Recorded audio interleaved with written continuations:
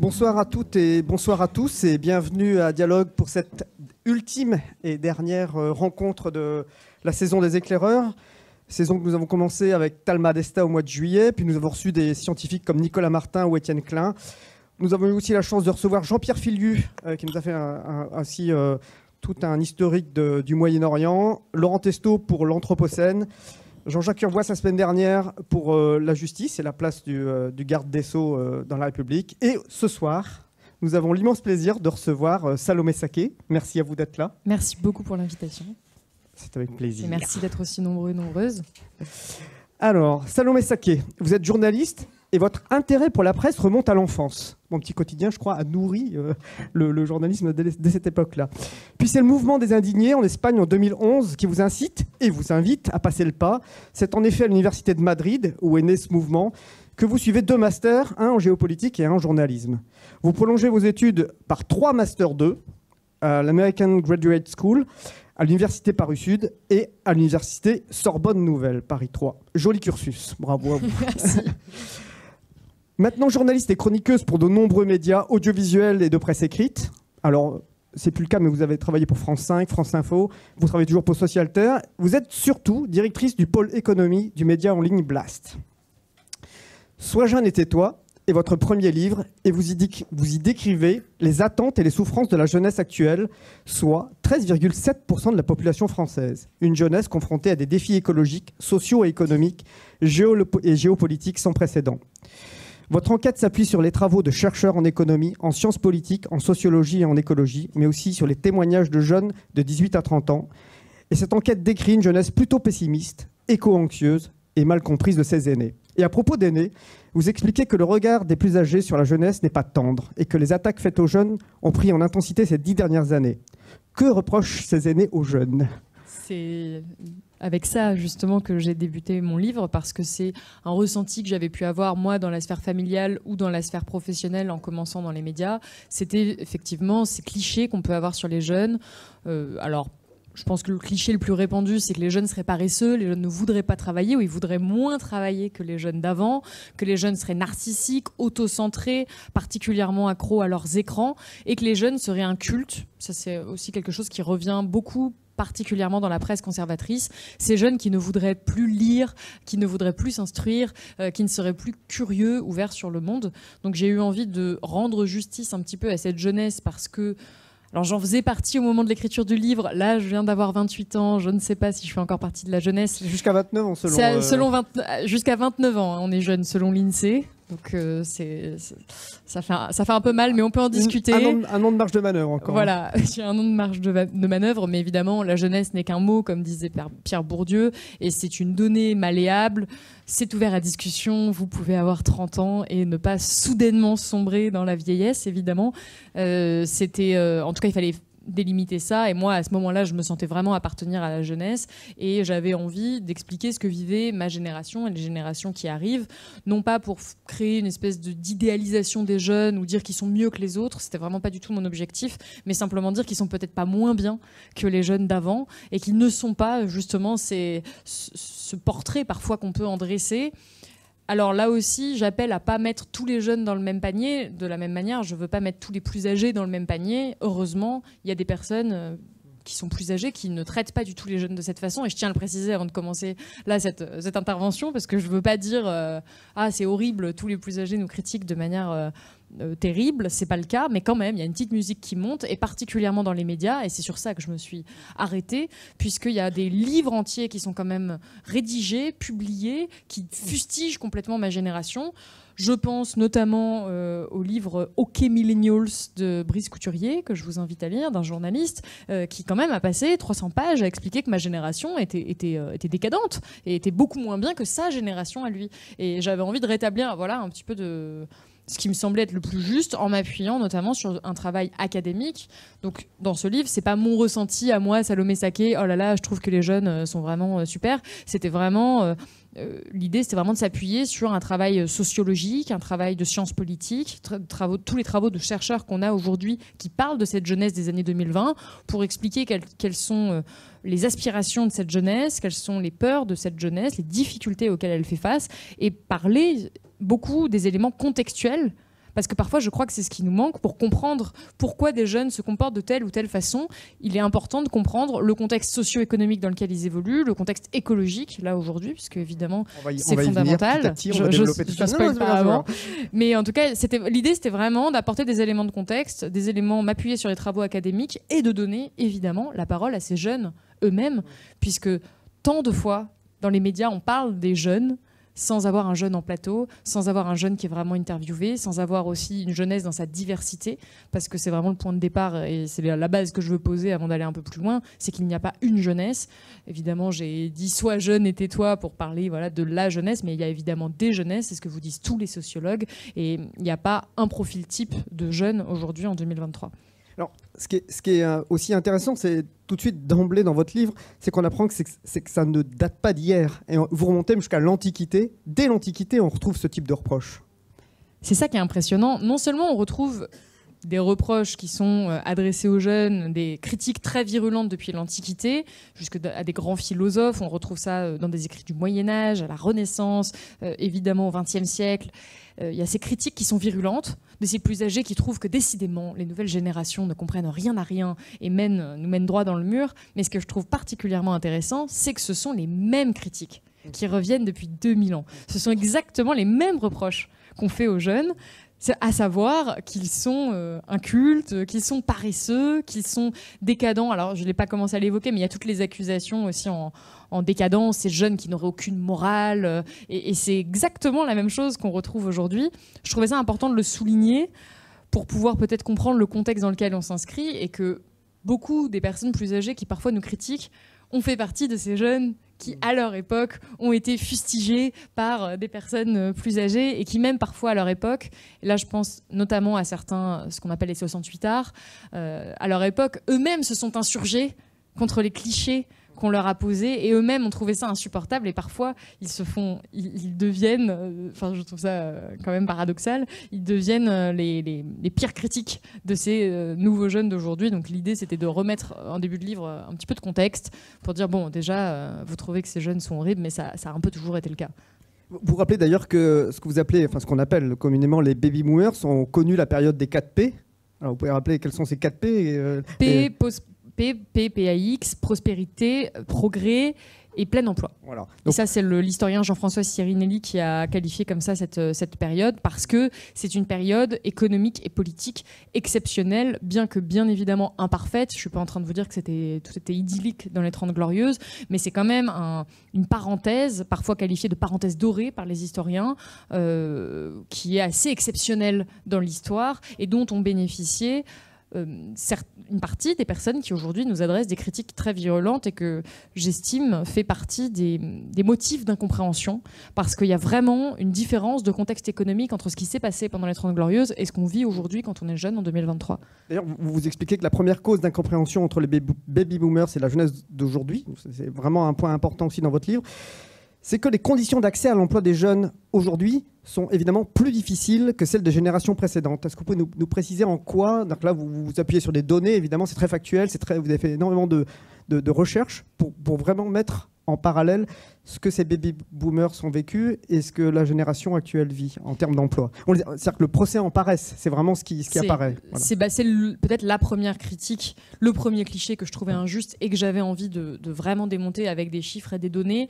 Encore une fois, j'essaie d'apporter de la nuance. Je suis à aucun moment en train de dire que c'était parfait avant et que c'est horrible aujourd'hui, notamment en termes de conditions de travail ou en termes de sécurité au travail. Il y avait moins de normes qui protégeaient les travailleurs, notamment les ouvriers dans les années 60 qu'aujourd'hui. Donc il y a vraiment des nuances à apporter, mais globalement ce qu'on constate, c'est qu'il est plus difficile d'accéder à un emploi quand on est jeune aujourd'hui que pendant cette fameuse période des 30 Glorieuses. Et c'est extrêmement frappant et ça continue même jusque dans les années 80, c'est-à-dire quand déjà on a ce chômage de masse qui frappe, et c'est aussi une des critiques qui parfois m'est adressée quand je parle de ces différences d'emploi entre les 30 Glorieuses, c'est que les 30 Glorieuses sont quand même finies depuis un moment et il y a toutes ces personnes qui parfois, en tout cas sont mes parents par exemple, qui ont vécu le chômage de masse, qui ont vécu déjà des difficultés d'accès à l'emploi, qui se sont, une situation qui a empiré d'année en année.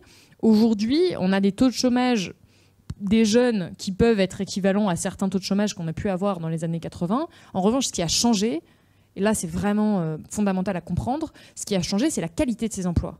C'est la protection sociale qui vient avec ces emplois. Et là, tous les chiffres sont vraiment très très frappants à ce sujet. C'est que quand on est jeune, on a accès aujourd'hui à un emploi qui est beaucoup plus précaire qu'avant. Ce que j'entends par précaire, c'est instable, c'est moins de possibilités, par exemple, de vous mettre en arrêt maladie, c'est en fait le plus de difficultés à accéder à ce fameux CDI.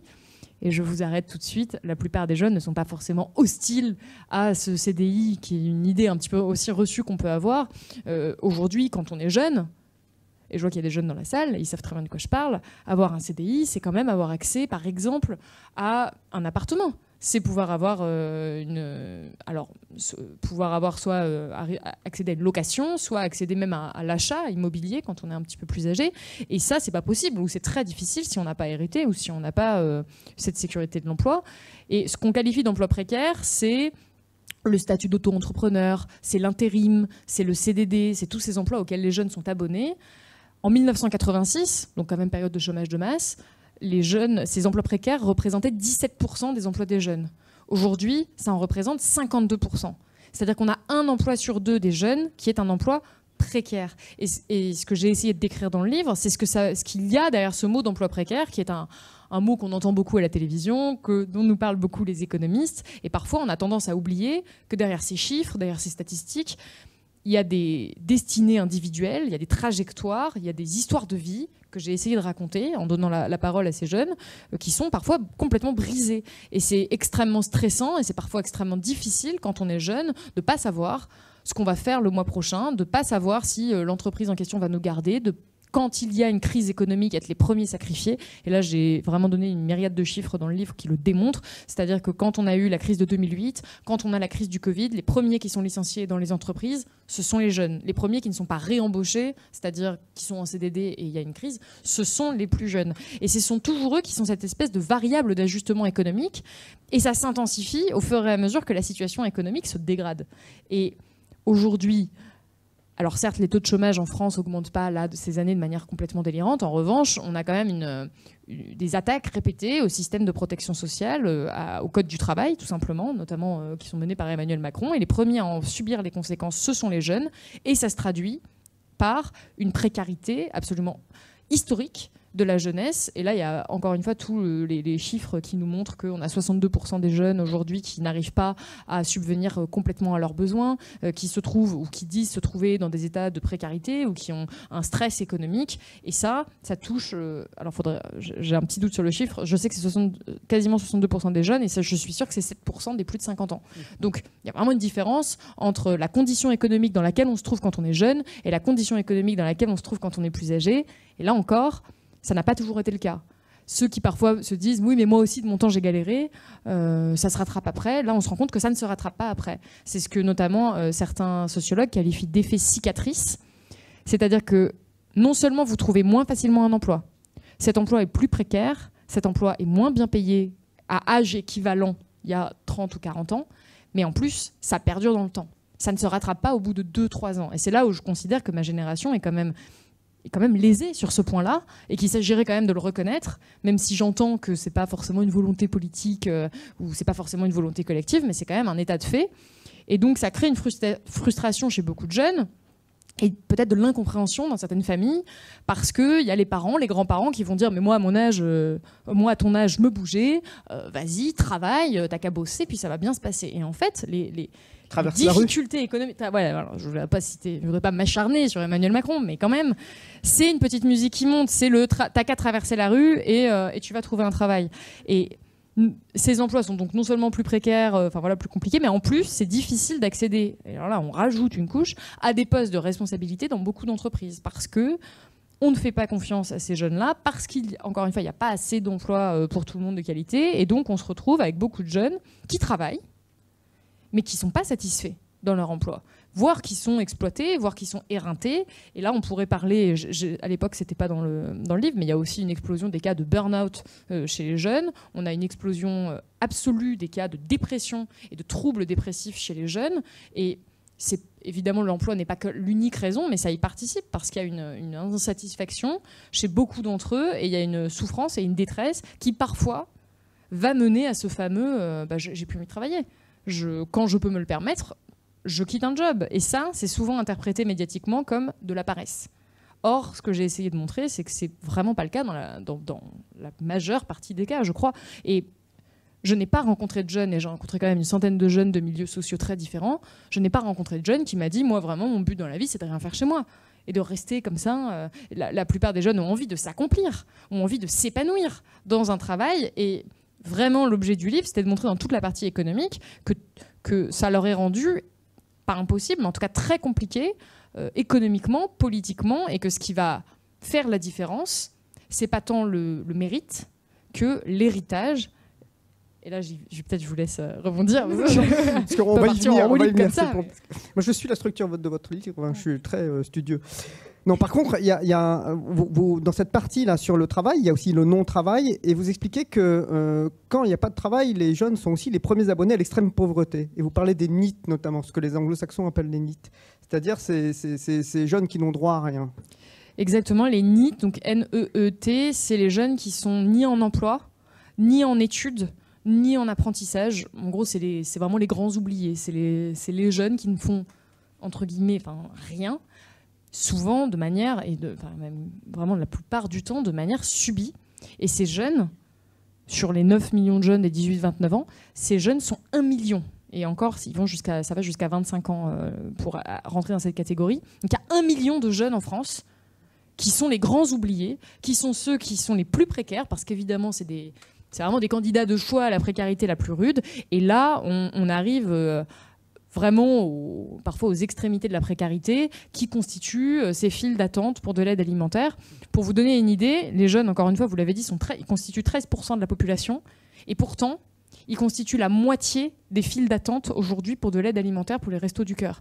Donc ceux qui ont le plus faim, ce sont les jeunes, en proportion. Et ça, on a encore une fois tendance à l'oublier. Quand on se représente la précarité, on ne pense pas forcément à un petit jeune de 20 ans qui, tout simplement, n'a pas accès à des ressources, n'arrive pas à subvenir à ses besoins, et le subit. Et ça, encore une fois, ça crée une souffrance sourde, une souffrance immense, qui, par-dessus le marché, parfois va faire l'objet d'une culpabilisation de l'entourage. C'est déjà tellement dur de ne pas arriver à accéder aux études qu'on souhaite, de ne pas arriver à accéder à l'emploi qu'on désire, de ne pas réussir à obtenir cette reconnaissance sociale. C'est déjà tellement difficile, mais en plus, quand vous n'y arrivez pas, on vous dit va mettre un costard, puis après tu viens me parler, encore une fois pour citer le même personnage, un costume, pardon, ou va traverser la rue et va trouver un emploi.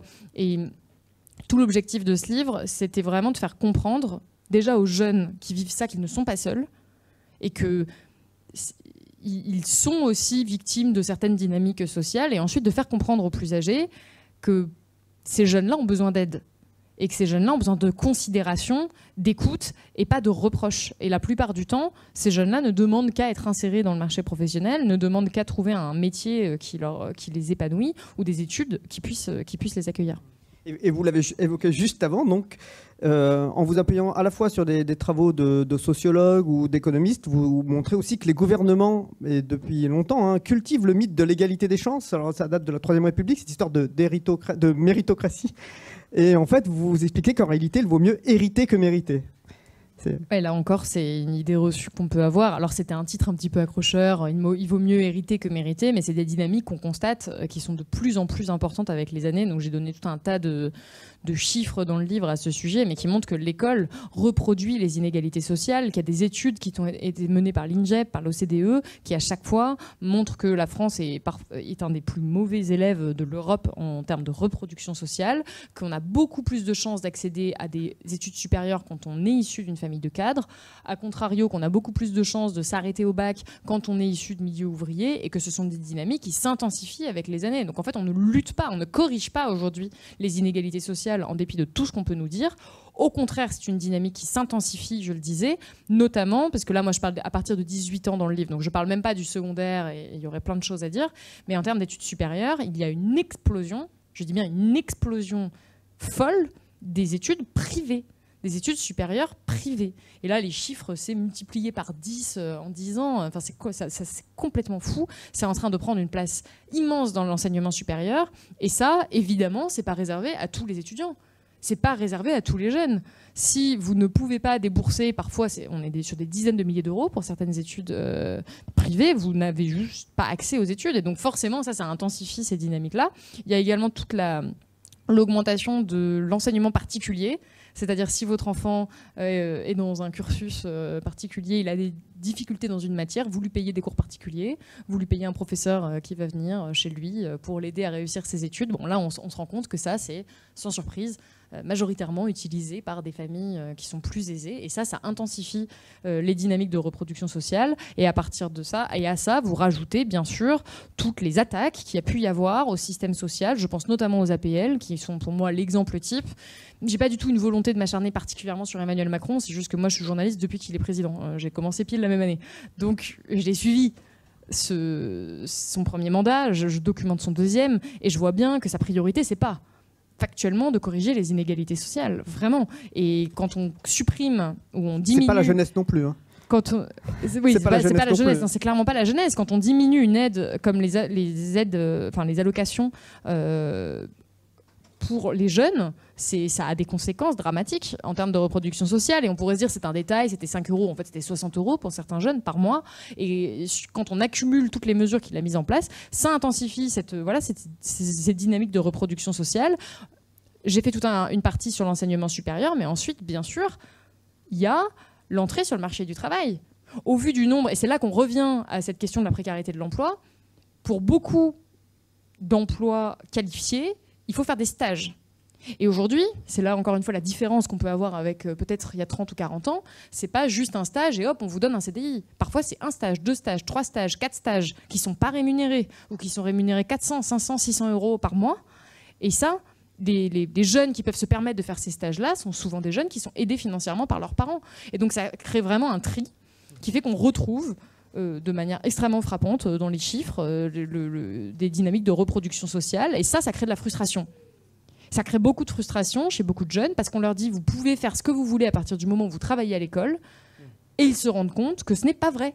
Et c'était tout l'objet des interviews, c'était de montrer des parcours, parce qu'il y en a, des histoires de jeunes qui ont tout donné, qui ont vraiment essayé de travailler, qui ont travaillé à côté de leurs études. Je rappelle que 40% des étudiants travaillent à côté de leurs études, ce qui est absolument colossal, puisque pendant que vous travaillez, vous n'étudiez pas, ou vous ne vous reposez pas, ou vous ne développez pas votre vie sociale. Donc il y a déjà une inégalité entre les étudiants qui travaillent à côté et les étudiants qui ne travaillent pas.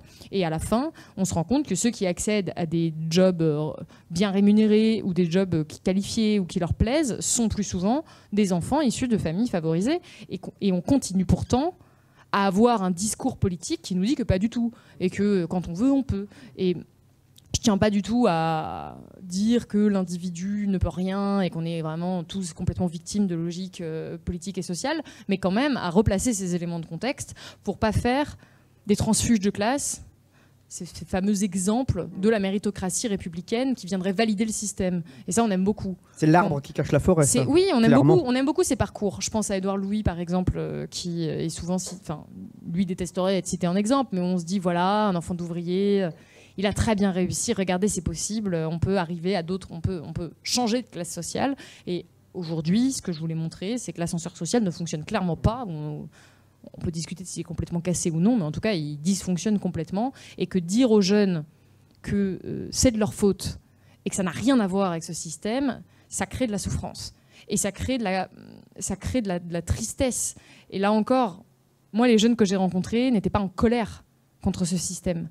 La plupart d'entre eux n'étaient pas là à me dire c'est pas de ma faute, c'est vraiment ce système qui est pourri, c'est Emmanuel Macron, ou je sais pas, ils n'étaient même pas politisés comme ça. La plupart d'entre eux avaient intériorisé un sentiment d'échec extrêmement puissant, de dévalorisation personnelle fou, et ils ne se rendaient pas compte que leur responsabilité n'était pas aussi importante que ce qu'on leur avait dit. Et c'est pour ça que j'ai voulu écrire ce livre. C'était pour dire aussi à ces jeunes-là que ce système pouvait changer et qu'ils n'étaient pas complètement responsables, parfois, de l'échec dans lequel ils se trouvaient ou ce qu'ils pouvaient, eux, considérer comme un échec. Vous parlez même, à propos de politique publique, de réforme en carton. Alors, pourquoi ces réformes en carton ? Mais je vous le disais, je n'ai aucune volonté de m'acharner sur le président de la République.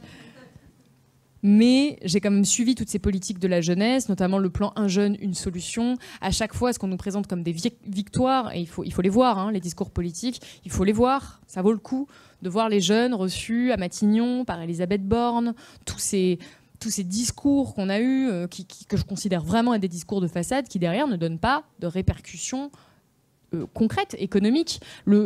Alors encore une fois, avec la nuance qu'on doit apporter, tout n'est pas complètement à jeter, notamment tout ce qu'il a mis en place au niveau de l'apprentissage a pu servir à de nombreux jeunes qui ont été très satisfaits. Mais ce qu'on constate, c'est que pendant le premier mandat d'Emmanuel Macron, la courbe des financements publics par étudiant dans l'enseignement supérieur public a baissé. C'est-à-dire qu'on a baissé les financements publics pour pouvoir former les nouvelles générations à avoir un travail et à obtenir des qualifications. Ça, c'est un fait. C'est factuel. C'est un fait. Vous pouvez retrouver la courbe très facilement sur Internet ou dans le livre.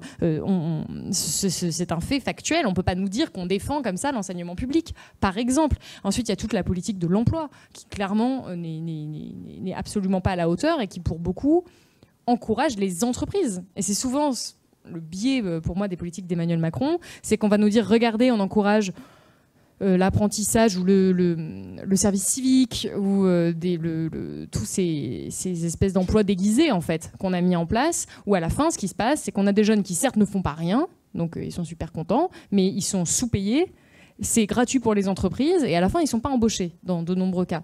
Et ça, là aussi, ça aide pas forcément les jeunes d'en arriver à ça, et puis en plus, et peut-être surtout, en fait, quand on a comment ça s'appelle, le service national universel. Je ne sais pas si vous avez entendu parler de cette mesure qui est promue notamment par Gabriel Attal grandement depuis un moment.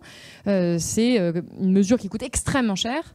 Et d'ailleurs, c'est toute l'analyse de la politique publique d'Emmanuel Macron à destination des jeunes. J'essaie de montrer qu'on met de l'argent pour la jeunesse. On ne peut pas dire qu'on ne met pas de l'argent. Il y a un budget quand même assez conséquent pour les jeunes. Mais souvent, il est soit à destination des entreprises, soit à destination, et le service national universel en est un cas d'école, de mesures que j'appelle des mesures pour les jeunes, mais à destination des vieux. Parce que ce service national universel, qui en soi se discute tout à fait, hein, on peut décider de si c'est une bonne idée de mettre des jeunes comme ça dans ce qui ressemble à un service militaire, mais sans le militaire. Si vous allez demander là à des jeunes de quoi vous avez besoin en termes de politique publique demain, j'en connais pas un qui va vous dire vraiment un service national universel. La plupart des jeunes, évidemment, vous parleront de précarité, puisque je le disais, la précarité est vraiment très très intense chez les jeunes, d'accès aux études, d'accès au travail, et aussi, et là pareil, contre toute attente, contrairement à ce qu'on peut penser, aussi de grands thèmes politiques.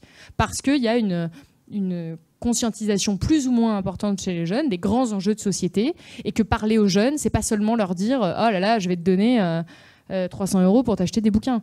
C'est aussi leur dire « Je vais m'occuper de ton avenir ». Alors là, clairement, on n'a pas de politique de la jeunesse, si on prend ça comme ça, c'est-à-dire si on prend la question écologique, si on se dit que s'occuper des jeunes, c'est aussi s'occuper de préserver leur avenir, là, Emmanuel Macron est totalement défaillant, lui, son gouvernement et les gouvernements précédents. Et sur les questions économiques, à chaque fois, on se retrouve sur des trucs qui sont inefficaces. Encore une fois, je vais vous prendre le budget pour le service national universel, c'est 2 milliards d'euros. Le budget qui a été mis pendant le Covid pour les banques alimentaires, on parle vraiment de nécessité d'urgence, hein, à destination des étudiants en 2021, c'était 10 millions d'euros. C'est ça les échelles. Donc c'est compliqué de dire que Emmanuel Macron met en place une politique à destination de la jeunesse qui serait adaptée, en fait. Il y en a une, efficace, mais elle est efficiente, totalement inadaptée et elle est décriée par de nombreux spécialistes. Et là encore, ça devrait nous mettre la puce à l'oreille. Quand on a un sociologue comme Camille Penny, qui est vraiment un grand spécialiste de la jeunesse, je me suis beaucoup appliquée sur ses travaux pour écrire ce livre, qui a écrit un livre qui s'appelle « Pour une politique de la jeunesse », où il donne des pistes de solutions, il en donne des dizaines, il y en a plein des solutions en termes de politique publique. Et que rien n'est respecté par les responsables politiques, on peut quand même s'interroger. Je pourrais aussi parler du RSA, puisque pendant le Covid, toute la partie Covid, les jeunes sont les premiers sacrifiés. On a tout un tas de mesures qui vont être mises en place pour le chômage partiel, pour les entreprises, pour préserver notamment évidemment les plus âgés avec ces confinements. Et alors les jeunes, on n'a rien pendant des mois. Ça met des mois avant qu'on puisse avoir quelques petites mesures et il faut qu'on ait des images de jeunes qui font des files d'attente interminables qui passent à la télé pour avoir de la nourriture, pour qu'on commence à avoir un gouvernement qui, 8 mois plus tard, 8 mois plus tard, se disent bon, peut-être qu'on va mettre un repas du Crous à 1 euro. Et tout ce que j'ai essayé de montrer, c'était pas pour taper gratuitement, c'était pour dire mais on a vraiment des bonnes raisons en tant que jeunes d'être à minima contrariés par la politique à destination de la jeunesse, à part, et c'est le grand cas, à part si on hérite, à part si on... Déjà, ça suppose de bien s'entendre avec sa famille, parce qu'il y a aussi des jeunes qui sont issus de familles favorisées mais qui n'ont pas l'aide de leurs parents, j'ai un cas dans le livre, et ensuite d'avoir des parents qui vont vous pousser, qui vont vous aider, qui vont vous trouver l'école privée si vous n'avez pas été prise dans le public parce qu'il n'y a pas assez de place dans le public, qui vont vous aider financièrement, qui vont vous financer vos études, qui vont vous financer votre appartement pendant que vous faites votre stage. Et là, dans ce cas-là, et là aussi j'ai un cas de jeune dans le livre, ça se passe très très bien. Il y a des jeunes qui vont très très bien. C'est pas la majorité, mais ceux-là, ceux qui sont voilà, les héritiers de ce système-là, ils n'ont pas tant à se plaindre de ce qui se passe. Mais ce que j'ai essayé de montrer, c'est qu'il y avait vraiment une grande partie de la jeunesse qui était lésée et qui était en souffrance et qui vraiment devait traverser des conditions socio-économiques quand même qu'on peut à minima reconnaître comme étant difficiles, au lieu de dire oh là là, les jeunes, qu'est-ce que vous foutez quoi. Donc après les mirages de la méritocratie à la française, le mirage de politique publique à destination de la jeunesse, on a peut-être un troisième mirage qui est en train d'émerger. Je veux parler évidemment des nouveaux codes de réussite liés à Internet, puisqu'on va voir des gens entrer différemment sur le marché du travail. On voit des streamers, des Instagrammers, des YouTubers, des TikTokers qui tirent leur épingle du jeu et qui gagnent de l'argent sans passer par le système traditionnel. Le web serait-il devenu le nouvel Eldorado méritocratique ? J'avais envie de m'attarder sur la question du web parce que je crois que c'est un objet d'incompréhension. C'est quelque chose que j'ai pu entendre dans la bouche de beaucoup de personnes plus âgées. C'est mais ces jeunes sont complètement débiles. Ils admirent des stars de télé-réalité, des influenceurs qui n'apportent rien. Ils sont toute la journée sur leurs écrans. Ils font des vidéos TikTok. Bon, j'exagère un petit peu, mais c'est parfois la vision qu'on peut en avoir. Et ce que j'avais envie de faire, c'était pas de justifier ces pratiques-là, mais de les comprendre, de se dire mais comment on peut avoir des générations entières qui effectivement, pour une grande partie d'entre elles, sont obnubilées par certains modèles de réussite qu'ils considèrent eux comme étant parfois un rêve. Et ça, c'est quelque chose que j'ai beaucoup retrouvé, notamment chez les plus jeunes des 18-29 ans, ceux qui se rapprochaient plus des 18 ans. C'était qu'est-ce que tu veux faire plus tard ? Je veux être influenceur. Je veux être sur Twitch, je veux être sur TikTok, sur YouTube, sur Instagram. Et effectivement, il y a beaucoup de personnes et de ce qu'on qualifie d'influenceurs, qui est un espèce de mot un peu fourre-tout, qui pour beaucoup font du divertissement ou ce qu'on appelle le lifestyle, qui sont devenus des modèles. Et j'ai essayé d'analyser ces discours qu'on pouvait avoir chez les plus connus d'entre eux. Donc je prends l'exemple de Michou, je prends l'exemple de McFly et Carlito, je prends l'exemple de Lena Situation, qui sont des stars chez beaucoup de jeunes et qui, souvent, véhiculent un même type de discours qui fait un peu rêver et qu'ils mettent en scène dans leurs vidéos, qui est voilà, je suis partie de rien, j'ai beaucoup travaillé, j'ai beaucoup donné, j'ai fait ce que j'aimais avec passion et aujourd'hui, je fais ce que je veux, je suis riche, je suis heureux, parce que c'est un peu la finalité. Et finalement, j'ai eu une ascension fulgurante, parce que c'est souvent ça qu'on va aussi promouvoir dans ces modèles d'influenceurs, c'est ce fameux storytelling de je suis partie de rien, j'étais personne, j'étais dans ma chambre tranquille en train de faire une vidéo, puis je suis devenue une superstar internationale en 2 ans ou en 1 an. Et ça, évidemment que ça fait rêver. Ça flatte un truc très humain, qui est qu'on a envie de réussir. Et dans un système qui, je le disais, paraît parfois insurmontable, évidemment, ou en tout cas peu praticable, évidemment qu'on a envie de se dire mais peut-être que c'est plus rentable finalement de se faire des vidéos dans sa chambre et d'essayer de percer en tant qu'influenceur que de faire des études de médecine. Peut-être que c'est plus facile, peut-être que c'est plus accessible. Et c'est ce sentiment-là que j'ai essayé de documenter, c'est que tout est formaté dans... Alors encore une fois, un truc qui est tout autant, j'appelle ça le mirage d'Internet. Évidemment que la plupart des jeunes ne deviendront jamais influenceurs et qu'ils n'accumuleront jamais ces gains dont ils rêvent. Mais on peut comprendre que face à autant de difficultés scolaires, politiques, économiques, écologiques, face à un contexte aussi ultra anxiogène, on est des jeunes qui parfois ont envie de rêver d'un espèce de monde où il n'y a pas de problème, parce que c'est quand même beaucoup ça dans des vidéos sur Internet, un monde de divertissement. Alors, je ne veux pas tout réduire parce qu'il y a tout un tas une panoplie d'influenceurs qui font des choses très différentes, mais là, dans ceux que j'avais cités, il y avait vraiment, on a cette idée de pur divertissement et qu'il y a des jeunes qui adhèrent à ça et qui essaient de trouver des voies de sortie Et là, encore une fois, ça ne veut pas dire qu'ils sont paresseux. Il y a beaucoup de jeunes, et c'est ce que j'ai essayé d'accumuler, qui essaient de trouver des voies pour contourner ce système. Et je prends l'exemple des influenceurs, où il y a plein de jeunes qui se mettent à faire des vidéos tous les jours sur TikTok en essayant de percer, mais c'est contraignant de faire des vidéos sur TikTok. Ça demande un certain savoir-faire aussi. Ça demande un investissement de temps personnel qui est énorme. Et beaucoup de jeunes le font en espérant pouvoir justement percer, en espérant obtenir aussi cette forme comment dire, de sûreté économique, d'aisance économique, de reconnaissance sociale, et qui ont l'impression, et c'est là où je trouve qu'il y a une réflexion à avoir, c'est qu'on a beaucoup de jeunes qui trouvent qu'il est plus rentable de faire ça que de s'investir dans leurs études. Et où est-ce qu'on a loupé quelque chose ? C'est encore une fois pas tous les jeunes. Et là, je parle des influenceurs, mais je pourrais aussi parler des paris en ligne, qui retrouvent un succès fou chez les jeunes de banlieue, où on vend, je prends une entreprise comme Winamax, qui vend des paris sportifs en ligne, et qui, dans ses campagnes de publicité, s'adresse précisément à des jeunes et cible des jeunes de banlieue, en leur disant « tu vas mettre ta daronne à l'abri ». Non mais c'est les slogans littéralement de ces entreprises-là qui montrent des jeunes portés au nu par les autres jeunes et qui disent voilà, si vous allez faire des paris en ligne et que vous développez une expertise, et c'est là aussi ce qu'on vend, c'est-à-dire faut vous entraîner, faut avoir des capacités, faut avoir une intelligence, vous pouvez devenir millionnaire, et ça semble plus accessible que encore une fois des études dans certains cas. Donc là on a pour moi un problème de société majeur. Je pourrais aussi parler du Bitcoin, dans lequel de plus en plus de jeunes vont se mettre, vont passer beaucoup de temps à regarder des vidéos. On ne se rend pas compte, encore une fois, on a l'impression que c'est juste un truc de jeunes qui s'ennuient et qui vont vaguement regarder des vidéos, mais c'est parfois des dizaines, des centaines d'heures qui passent à développer une véritable expertise sur un sujet. C'est un vrai investissement personnel en espérant faire des gains. Et tout ce que j'ai essayé de montrer dans le livre, c'est que la plupart du temps, évidemment, c'est plus compliqué que ça. Évidemment que tous les jeunes ne deviennent pas millionnaires et que la plupart d'entre eux, même, non seulement ça ne va pas marcher pour eux, mais voire ils vont se mettre dans des situations pas possibles, ils vont s'endetter, ça va même altérer leur parcours, ça peut avoir des conséquences dramatiques. Et après, dans le chapitre un peu comment on contourne le système, là j'étais un peu surprise. Je me suis rendu compte que peut-être que j'étais déjà un peu vieille pour comprendre ce qui se passait. C'est vraiment la découverte pour moi du livre, parce que je m'y attendais pas du tout. J'ai rencontré un jeune qui me décrivait, ça faisait déjà des mois que je travaillais sur les conditions de vie des jeunes, donc je commençais à comprendre à peu près avec quelles ressources on fait quoi, dans quelle ville, comment ça se passe, et qui m'expliquait quelles étaient ses ressources et qu'il y avait un train de vie clairement au-dessus de ce qu'il m'avait expliqué qu'il avait comme ressources. Et j'ai fini par comprendre, il a fini par m'avouer qu'en fait il faisait des arnaques sur Internet, et qu'il se mettait à créer des faux profils de filles. Donc c'était un petit jeune de 18 ans.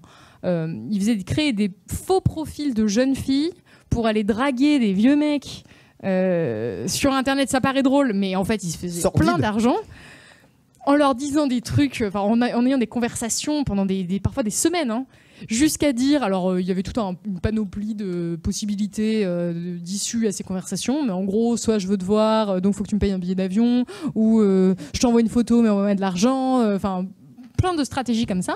Et il se faisait des milliers d'euros de cette manière. Il avait l'air de trouver ça parfaitement naturel. Et je lui ai demandé, mais tu t'as pas peur de te faire choper par la police ? Il me dit, mais quel mec marié avec 2 enfants va aller voir la police et dire alors en fait j'ai dragué une fille qui a l'air mineure sur Internet, et donc il m'a raconté ça, mais presque en me disant qu'il fallait pas le dire, mais quand même un peu fièrement, genre voilà, je me fais des milliers d'euros. Et il m'a dit cette phrase que j'ai citée dans le livre: de toute façon, l'arnaque, c'est le seul moyen pour ma génération de survivre, qui pour moi était très révélateur de ce sentiment qu'on ne pouvait réussir qu'en contournant le système, en faisant quelque chose là en l'occurrence qui était illégal. Au début, je me suis dit, bon, je suis tombée sur le petit rigolo du coin qui fait des trucs illégaux, mais c'est pas massif. Et je lui ai dit, mais tu connais des gens autour de toi qui font ça ? C'est quand même complètement illégal, c'est quand même original. Et il me dit, mais tout le monde fait ça. Tout le monde fait ce truc-là, de faire des arnaques. Et donc, j'ai commencé à rappeler des jeunes avec qui j'avais déjà parlé, pour leur dire, mais ça te parle, cette histoire d'arnaque en se faisant passer sur des faux profils ? Et là, je me suis rendu compte qu'il y avait quand même beaucoup de jeunes qui étaient concernés, qui, même s'ils ne le faisaient pas, connaissaient quelqu'un qui le faisait. Je suis tombée assez facilement sur d'autres témoignages qui avaient, encore une fois, toute une myriade de techniques possibles. Une jeune fille qui, elle, sévissait sur les applications de rencontres, qui après échangeait des photos de padel qu'elle avait achetées sur OnlyFans. Enfin, ça crée des scénarios pas possibles. Et impossible d'évaluer évidemment le phénomène. Je ne peux pas vous dire que ça concerne la moitié des jeunes. Je ne le sais pas. Il n'y a pas de statistiques à ce sujet.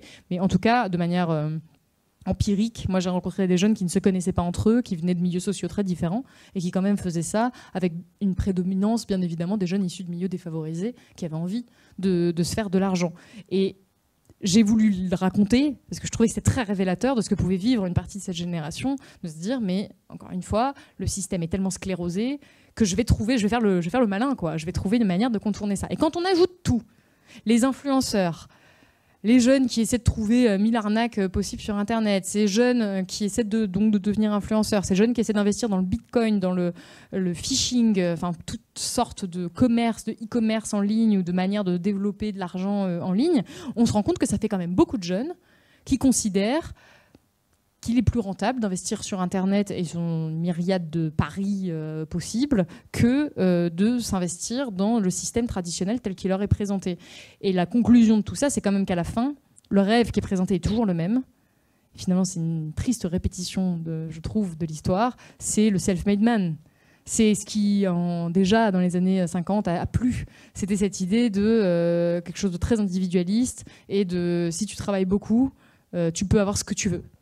Et c'est ça, aujourd'hui, je crois que recherche, en tout cas c'est vraiment une analyse personnelle et subjective, mais c'est mon ressenti, il y a beaucoup de jeunes qui recherchent ça, puisque le système public ne leur donne pas ça, mais ils le cherchent ailleurs. Et donc c'est un début de réponse à ce que peuvent bien fabriquer les jeunes sur Internet. Et à propos de Self-Made Man, je vous renvoie à une des émissions de Salomé Saké sur Blast, qui était consacrée justement au mythe du Self-Made Man.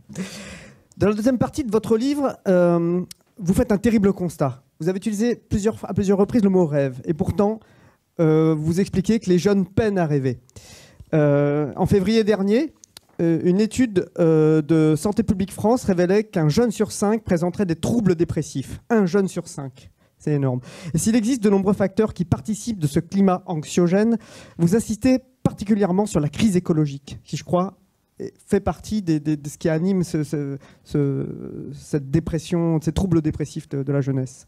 Bah là, déjà encore, j'aimerais qu'on s'attarde sur ce chiffre, qui est 3 fois supérieur à ce qu'on pouvait avoir en 2017 dans les mêmes études.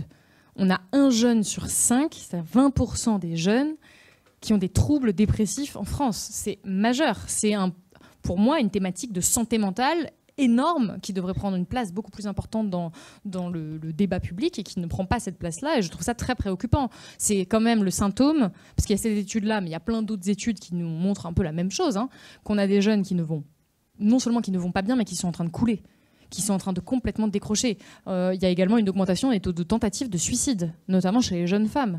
On est en train, je crois, d'abandonner une partie de la jeunesse au point qu'elle atteigne ce niveau de désespoir qui est très préoccupant et qui est vraiment pas du tout, encore une fois, pris au sérieux. Et ce désespoir, j'ai essayé de l'expliquer parce que je l'ai retrouvé dans beaucoup de témoignages. Et qu'il y a beaucoup de jeunes à qui j'ai parlé, c'était des conversations. Pour faire les entretiens, je m'y suis prise en rencontrant certains et en passant pas une interview d'1 heure. C'était des interviews de 2, 3, 4, 5 heures parfois, où vraiment on prenait le temps d'aller au fond des réflexions, d'aller au fond de ce qui les préoccupait et de ne pas rester simplement en surface. Et donc il y avait quand même pas mal de confidences de jeunes qui globalement portaient un certain pessimisme qu'on retrouve dans les études de l'IFOP. Et là c'est intéressant, parce que vous allez me dire peut-être que les jeunes ont toujours été comme ça. Et en tout cas, ce n'est pas ce qui était déclaratif, puisqu'on le retrouve dans les enquêtes de l'IFOP de Frédéric Dabi, dans le livre La fracture, dont on parlait juste avant d'ailleurs, où on voit que quand on posait les mêmes questions aux jeunes il y a 50 ans, les jeunes étaient 3 fois moins nombreux à trouver le monde inquiétant. Ils avaient plus de facilité à se projeter dans l'avenir. Et aujourd'hui, on constate qu'il y a de plus en plus de jeunes qui n'arrivent plus à s'imaginer dans le futur, dans ces conditions. Parce que là, on a parlé d'économie, c'est déjà préoccupant. On a parlé d'héritage, je ne l'ai pas développé, mais il y a toute la question de la concentration du patrimoine entre les mains de quelques-uns. Plus ça avance, plus le patrimoine est concentré, plus il est difficile par la seule force du travail d'acquérir un patrimoine, parce que les dynamiques d'héritage sont très puissantes, encore une fois, contre toutes les idées reçues parfois qu'on peut avoir. Piketty l'a bien démontré. Voilà, je vous renvoie aux travaux de Thomas Piketty qui nous montrent que... oui, je ne veux pas dire de bêtises, mais non, c'est ça. Dans les années 60, il y avait environ 30 à 35% de ce que vous déteniez dont vous aviez hérité. C'est-à-dire que quasiment 70% de ce que vous aviez, vous l'aviez gagné par votre travail. Aujourd'hui, on est à 60%. C'est-à-dire que 60% de ce que vous détenez, vous l'avez hérité. Globalement, dans la société, c'est ça les dynamiques. Donc, pour ceux qui n'héritent de rien, c'est extrêmement, et ça constitue environ la moitié de la population qui hérite de très peu en France, évidemment que c'est un facteur d'inégalité majeur. Et ça crée ce fameux... je veux juste m'arrêter une seconde sur l'immobilier, c'est-à-dire que vous avez 30 ans, 25 ans, vous avez travaillé, vous avez, mettons, le scénario, vous avez un CDI, vous êtes en couple et vous voulez acheter un appartement, vous avez beaucoup moins de capacité à acheter un appartement que vos parents ou vos grands-parents à la même époque, au même âge, avec le même salaire ou avec le même job. Et ça crée quand même, voilà, c'est un sentiment de frustration. Je prends l'immobilier parce que c'est caractéristique, mais c'est juste cette sensation d'être une génération lésée pour beaucoup. Toutes les difficultés de l'éducation, de l'économie sur lesquelles je ne vais pas revenir. Et donc, il y a l'écologie. L'écologie, c'est un des facteurs d'anxiété et je trouve que c'est parfois minimisé. C'est que, attention, je ne suis pas du tout en train de vous dire que tous les jeunes sont écolos. Parce que je dirais même que la plupart des jeunes ne sont pas écolos. La plupart des jeunes ne sont pas des militants engagés pour l'écologie. Ils ont eux-mêmes des comportements extrêmement contradictoires, extrêmement délétères parfois pour la planète, et ils s'inscrivent dans ce système néolibéral qui détruit la planète. Mais on constate qu'il y a quand même une sensibilité pour l'écologie qui est plus accrue chez les plus jeunes que chez les plus âgés. Et là, c'est extrêmement clair. Notamment quand on parle d'anxiété, notamment quand on parle de préoccupation. Et là, ce qu'on voit dans les études les plus sérieuses qui ont été menées sur le sujet, et je pense notamment à une étude de The Lancet qui a été menée à travers le monde, où on a les mêmes conclusions dans plein de pays à travers le monde, c'est que les jeunes sont plus inquiets que les plus âgés, et que la moitié des jeunes aujourd'hui développent des facteurs ou des symptômes de ce qu'on appelle l'éco-anxiété. Et là, attention, l'éco-anxiété, c'est pas juste ça m'inquiète un peu vaguement, parce que j'y ai pensé une fois. L'éco-anxiété, ça peut prendre des formes physiques. Ça peut être des jeunes, notamment que j'ai rencontrés, qui n'arrivent plus à dormir. Des jeunes qui développent des véritables crises d'angoisse. Des jeunes qui ne vont pas réussir à se concentrer sur leurs études, sur leur travail, parce qu'ils sont profondément inquiets, perdus, désespérés de voir le contexte politique dans lequel ils sont et de voir que le futur qui leur est promis est extrêmement sombre. Et aujourd'hui, encore une fois, ça ne veut pas dire que ça se traduit dans les actes. J'insiste là-dessus parce que souvent c'est ce qu'on me répond. On me dit oui, mais les jeunes ils achètent des trucs chez Shein, regarde, ils achètent sur Amazon, ils s'en foutent de l'écologie. C'est pas vrai. C'est pas vrai. Il y a beaucoup de jeunes que ça inquiète, qui simplement ne savent pas comment faire dans ce système-là, puisqu'ils ont l'impression de ne pas en avoir les clés et ils ont globalement bien raison. Et donc ils se disent je continue à vivre ma vie, mais ça leur fait quand même peur. Et l'écologie, on le voyait politiquement dans les sondages, est une des premières préoccupations des jeunes. Ce qui veut, encore une fois, pas dire qu'ils sont prêts à s'impliquer à fond individuellement. Mais ça crée un stress diffus. Ça crée ce truc où on sait, globalement, même si vous n'êtes pas ultra informé, même si vous ne regardez pas Ushuaïa TV tous les jours, vous savez que ça sent pas bon, a priori. Que tous les scientifiques nous disent, alors, on ne se rend pas forcément compte en fonction de son niveau d'information, mais on sait que les conditions d'habitabilité de la planète sont en train d'être compromises. Pour les plus informés d'entre eux, on sait que ça veut dire à très court terme, qu'on va manquer d'eau, qu'on va peut-être manquer de nourriture, qu'on va avoir des morts à cause des vagues de chaleur, à cause d'événements climatiques extrêmes, qu'on va avoir des pénuries d'énergie, on pourrait détailler pendant des heures la perte de la biodiversité. Et ça crée une anxiété qui est très forte, et donc encore une fois forte en fonction souvent c'est corrélé quand même au degré d'information. Et cette anxiété, ce qui l'alimente le plus, c'est pas le réchauffement climatique. Ce qui fait peur aux jeunes que j'ai pu interroger, même les écolos, ce qui leur fait peur, c'est pas le réchauffement climatique, c'est pas la perte de la biodiversité, c'est l'inaction politique. C'est la sensation d'être dans une espèce de bateau incontrôlable dans lequel on est embarqué de force et dont on ne peut pas sortir. Et où les adultes qui sont au volant de ça sont devenus complètement fous et nous mènent droit dans l'iceberg, pour prendre une petite métaphore. C'est-à-dire qu'on a l'impression de ne pas avoir... les personnes qui sont censées nous protéger ne nous protègent pas. Et c'est ça qui fait peur. Et c'est là où j'appelle à une aide intergénérationnelle, parce que les jeunes sont 2 fois moins nombreux que les plus de 60 ans aujourd'hui. Les personnes qui sont aux manettes de la société aujourd'hui, ce ne sont pas les jeunes. On a besoin d'avoir des prises de décision rapides, urgentes, massives, radicales.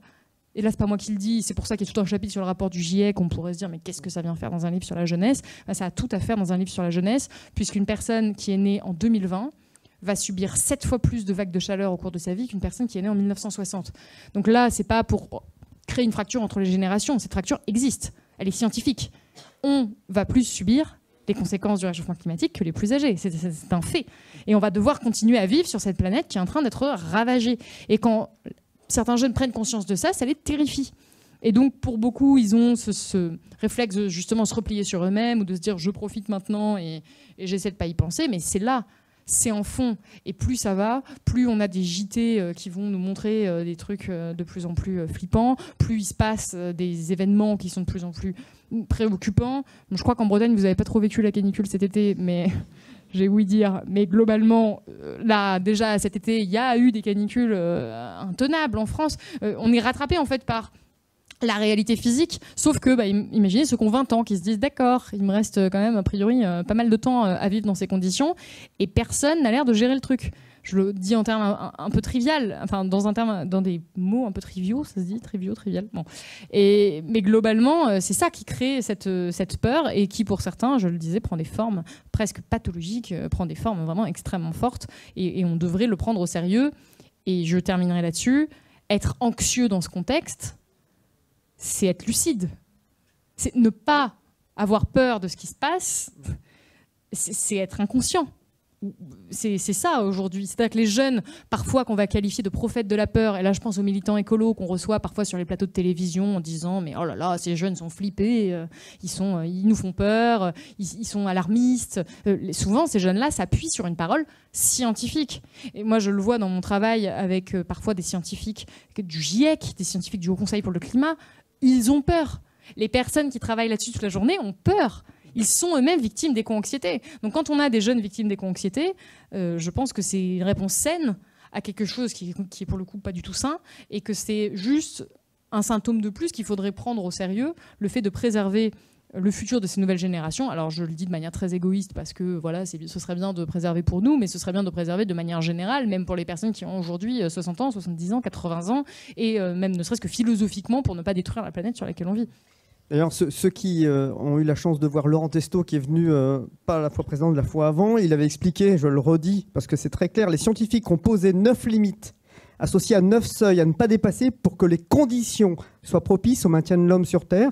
Et sur ces 9 limites et 9 seuils, il y a 6 qui sont déjà dépassés. Donc il y a 6 seuils qui sont déjà dépassés pour que l'homme puisse continuer à vivre sur Terre. Donc effectivement, les jeunes ont intérêt à s'inquiéter. J'aimerais rajouter que ceux qui ne sont pas dépassés, c'est pas parce qu'on a mesuré qu'ils n'avaient pas été dépassés, c'est parce qu'on n'a pas encore fini de mesurer.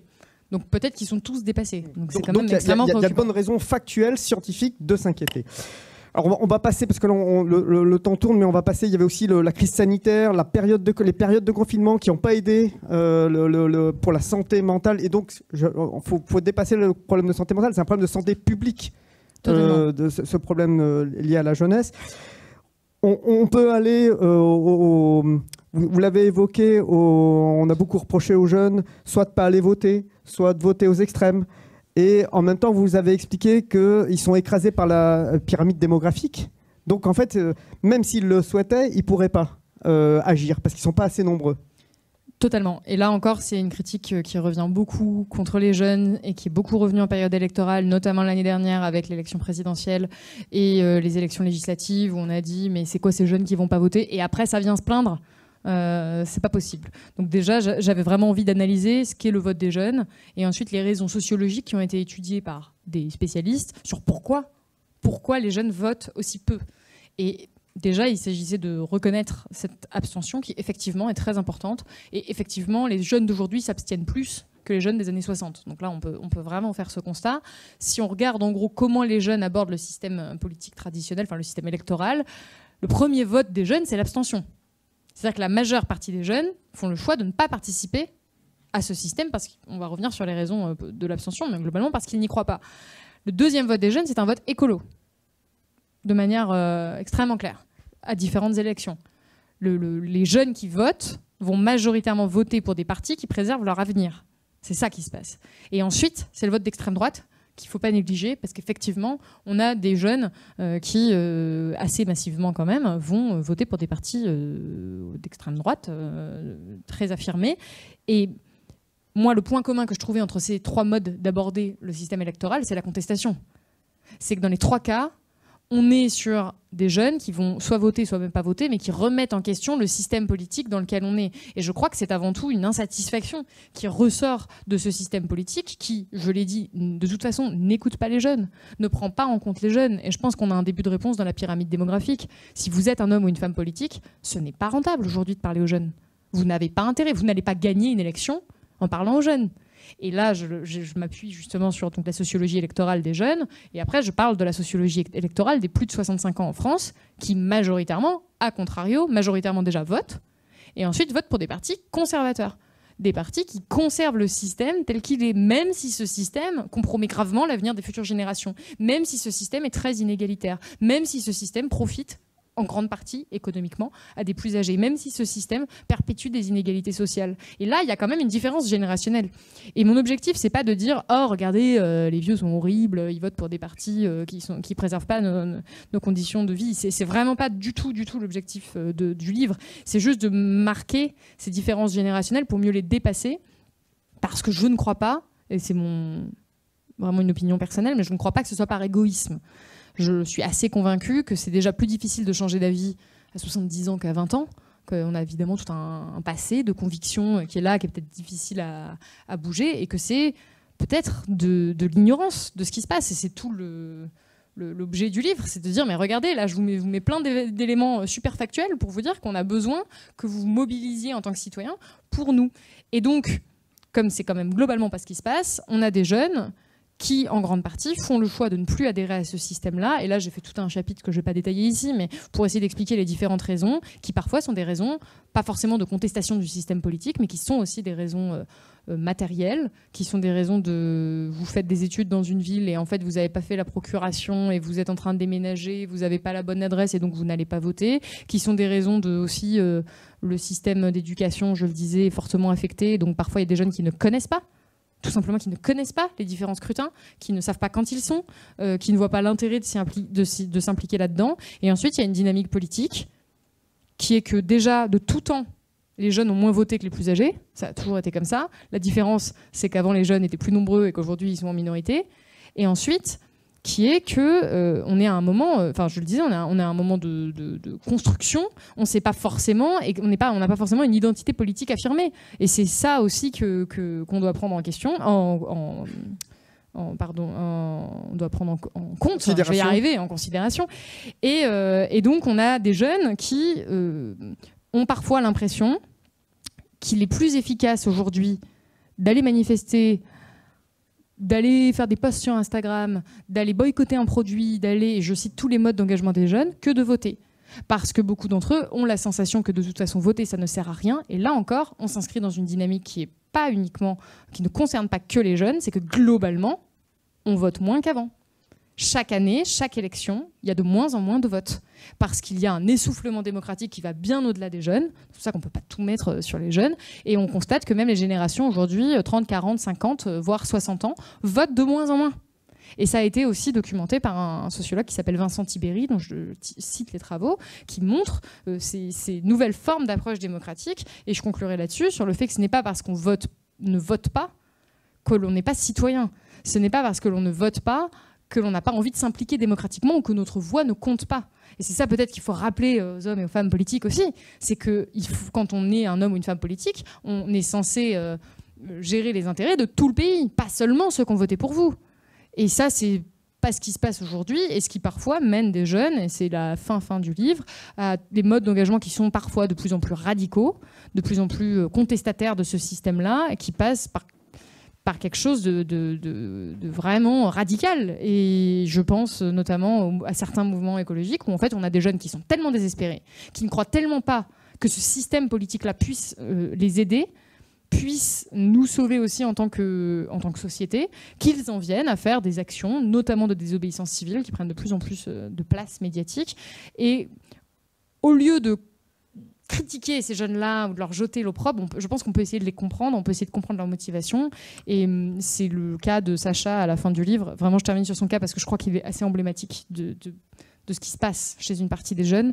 Sacha, c'est une jeune femme de 21 ans, 22 ans, une jeune étudiante qui s'est retrouvé à participer à un mouvement qui s'appelle Dernière Rénovation. Je ne sais pas si vous connaissez, c'est un mouvement écologique de désobéissance civile qui, globalement, crée des événements médiatiques ponctuels assez importants. Ils vont, par exemple, il n'y a pas que des jeunes d'ailleurs, mais il y a quand même beaucoup de jeunes qui vont se coller les mains à des routes, qui vont intervenir au milieu d'un événement public, qui vont intervenir pendant le Roland-Garros. Il y avait une jeune femme qui s'était attachée le cou au filet, qui vont interrompre le Tour de France. Ça a suscité des hurlements médiatiques. On s'est dit, mais qu'est-ce que c'est que ces jeunes mal élevés qui font n'importe quoi? C'est complètement contre-productif. Donc déjà, on ne sait pas si c'est contre-productif. Aujourd'hui, il n'y a aucune étude qui nous montre l'efficacité de ce type de mouvement-là. Qu'est-ce que c'est que ces jeunes énervés, ces éco-terroristes, comme diraient certains? Et il y a eu une espèce de criminalisation de ce mouvement-là. Et donc, cette jeune fille en faisait partie. Et donc, elle s'est retrouvée sur des plateaux de télé face à des journalistes aguerris qui lui posaient des questions comme ils le poseraient au pire des hommes politiques, alors que c'était une jeune femme d'une vingtaine d'années, en lui disant « Mais quel est votre projet derrière? Vous vous rendez compte que vous mettez en danger la société ?» Enfin, je cite des extraits d'interviews absolument ahurissants, parfois qui s'apparentent à des humiliations publiques. Et moi, je me suis retrouvée en plateau avec cette jeune femme. J'avais un peu hâte, quoi. Je me suis dit, je vais rencontrer cette dangereuse radicale. Comment est-elle? Est-ce qu'elle est complètement possédée comme ça, cette volonté de détruire le système? Et en fait, sur le plateau, c'était sur le plateau d'Arrêt sur Image, on lui a repassé ces extraits où elle se faisait violemment interpeller sur les plateaux de télé. Et on lui a demandé ce qu'elle en pensait. Et en fait, pendant que l'extrait passait, moi, je la voyais en plateau. En fait, elle s'est mise à pleurer. Elle avait les larmes qui coulaient. Et je me suis rendu compte que j'étais juste face à une jeune femme complètement terrifiée, qui elle-même ne savait même pas complètement ce qu'elle faisait, qui n'était pas du tout avec une pensée complètement à 100% sûre, mais qui était juste là en tant que jeune pour dire « Je suis au courant de ce qui se passe en termes d'écologie, je suis terrifiée et je ne sais pas quel bruit il faut faire pour que vous nous entendiez. » Et qui donc a choisi ce mode d'action-là, qui n'est peut-être pas le meilleur mode d'action. Et j'aimerais qu'on ait plus cette approche-là, quand on essaie de comprendre pourquoi les jeunes se comportent de la manière dont ils se comportent, d'essayer de vraiment avoir cette indulgence, cette curiosité sur leur motivation, et de ne pas céder au jugement instinctif qu'on peut avoir, et souvent négatif, pour réussir à mieux faire société ensemble, parce que c'est vraiment l'objectif final. C'est l'objectif, et d'ailleurs, votre conclusion, c'est un appel à la solidarité intergénérationnelle. En fait, c'est ça le fondement peut-être ce qui va sauver la jeunesse, c'est de recréer une solidarité intergénérationnelle. Totalement. Et souvent, quand je défends, comme je le fais, les jeunes, encore une fois, en ayant conscience de toutes les imperfections et les aspérités qu'il y a sur cette génération et sur ces différentes jeunesses, il y a une réaction qui m'est arrivée dans plusieurs salles, et je vous le disais juste avant, ça m'est arrivé d'avoir des personnes plus âgées qui se sentent attaquées. Alors que c'est vraiment pas le propos de mon livre. Et je veux pas céder à ce discours de les vieux ont tout pourri, ils sont responsables de ce qui nous arrive, quelle génération horrible, les boomers, ils ont tout eu. C'est vraiment, vraiment pas le propos. Je veux juste essayer de faire prendre conscience des inégalités qui existent entre les différentes générations. Et j'ai vraiment pensé ce livre comme un outil de dialogue intergénérationnel. Ce que j'espère, c'est qu'il se retrouve sur la table du dîner de famille et que ça occasionne un dialogue, une discussion. Je prétends pas avoir la vérité vraie. Je sais que j'ai 28 ans, que je parle parfois d'une époque aussi que je n'ai pas connue. Moi, j'ai essayé de m'appuyer le plus sur des statistiques économiques. Je suis allée interroger quand même des historiens, des sociologues. J'ai essayé de faire mon travail le mieux possible, mais je sais que ça reste une vision et que c'est pas exhaustif. C'est pas exhaustif ni sur ma génération ni sur les générations précédentes. Ce que je veux, c'est simplement faire prendre conscience quand même parfois de ces différences de contexte qu'on a tendance à oublier pour qu'il y ait une union générationnelle que je juge absolument indispensable, puisque je juge, c'est même pas moi qui juge, c'est-à-dire que là à un moment c'est des maths, vous regardez la situation économique, écologique, et vous regardez le tableau électoral que je vous ai dressé un petit peu plus tôt, avec cette minorité démographique dans laquelle on se trouve, non seulement cette minorité démographique, puisque je le disais, les jeunes sont 2 fois moins nombreux, mais en plus cette inégalité dans l'accès au pouvoir.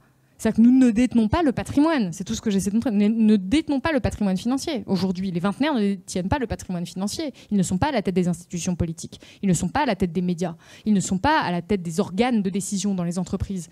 Je ne dis pas que les jeunes devraient dominer le pays, je dis juste que concrètement, quand on dit aux jeunes « allez-y, bougez-vous et changez tout », ils ne peuvent pas. Ils ne peuvent pas techniquement tout changer tout seuls. Donc on a besoin d'avoir cette écoute d'une partie des plus âgés, voire de tous les plus âgés, pour réussir à mieux faire société ensemble. Et la différence, puisque cette forme de rupture générationnelle a toujours existé, ou en tout cas ces tensions générationnelles, la différence aujourd'hui, ce qui est inédit, c'est que notre futur repose entre les mains des plus âgés, en grande partie, et on ne pourra pas revenir dessus.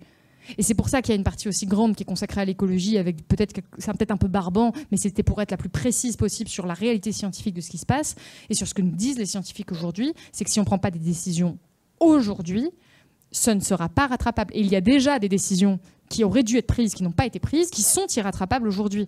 Et tout n'est pas foutu, il y a encore 1 million de choses qu'on peut faire. Il y a le 3e volet du 6e rapport du GIEC qui est sorti l'année dernière qui nous montre qu'il y a vraiment une liste incroyable de solutions qu'on peut et qu'on doit mettre en place. Mais pour ça, on ne peut pas compter que sur les jeunes.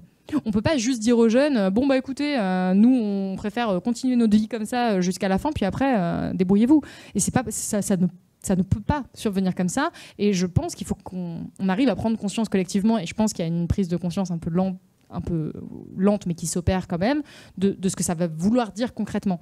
Et j'espère, et mon espoir vraiment, c'est qu'on ait envie de donner des bonnes conditions de vie à ces nouvelles générations. Et pour avoir envie de leur donner des bonnes conditions de vie, peut-être qu'il faut avoir déjà de l'empathie pour elles, peut-être qu'il faut avoir de la considération et donc de la compréhension. Et donc c'était tout l'objet de ce livre.